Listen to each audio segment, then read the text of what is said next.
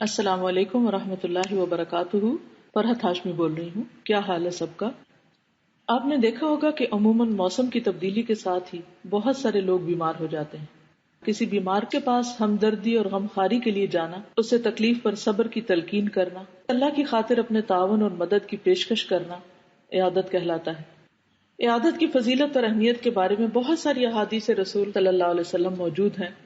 مسند احمد، ابن ماجہ اور ترمذی کی روایت ہے کہ نبی صلی اللہ علیہ وسلم نے فرمایا، جو بھی مسلمان کسی دوسرے مسلمان کی صبح کے وقت عیادت کرتا ہے تو شام تک 70,000 فرشتے اس کے لیے دعا کرتے ہیں، اور اگر شام کو عیادت کرنے جاتا ہے تو صبح تک 70,000 فرشتے اس کے حق میں دعا کرتے ہیں، اور اس کے لیے جنت میں تر و تازہ اور پکے ہوئے پھل ہیں۔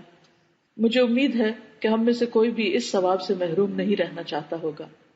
بخاری کی ایک اور روایت میں سعد بن ابی وقاص کہتے ہیں کہ نبی صلی اللہ علیہ وسلم میری عیادت کے لیے آئے، آپ نے میری پیشانی پہ ہاتھ رکھا، پھر میرے منہ اور پیٹ پر ہاتھ پھیرتے ہوئے یوں دعا کی، اے اللہ سعد کو شفا دے۔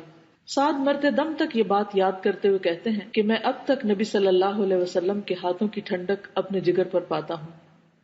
انشاءاللہ اگر ہم خلوص نیت کے ساتھ اللہ سے اجر کی توقع رکھتے ہوئے کسی کی عادت کریں گے تو اللہ کی رضا اور رحمت کو اس مریض کے پاس پائیں گے۔ ایک اور روایت میں آتا ہے کہ اللہ تعالیٰ قیامت کے دن کہیں گے، اے ابن آدم میں بیمار تھا، تو نے میری عادت نہ کی۔ تو بندہ کہے گا کہ اے رب العالمین، آپ تو سب کو شفا دیتے ہیں، میں آپ کی عادت کیسے کرتا؟ تو اللہ تعالیٰ فرمائیں گے کہ میرا فلاں بندہ بیمار تھا، اگر تو اس کے پاس جاتا تو مجھے وہاں پاتا۔ اللہ تعالیٰ سے دعا ہے کہ وہ ہمیں ان کاموں کی توفیق دے جو اس کے قرب کا ذریعہ بنے۔ آپ سب کے لیے بہت دعائیں۔ السلام علیکم ورحمۃ اللہ وبرکاتہ۔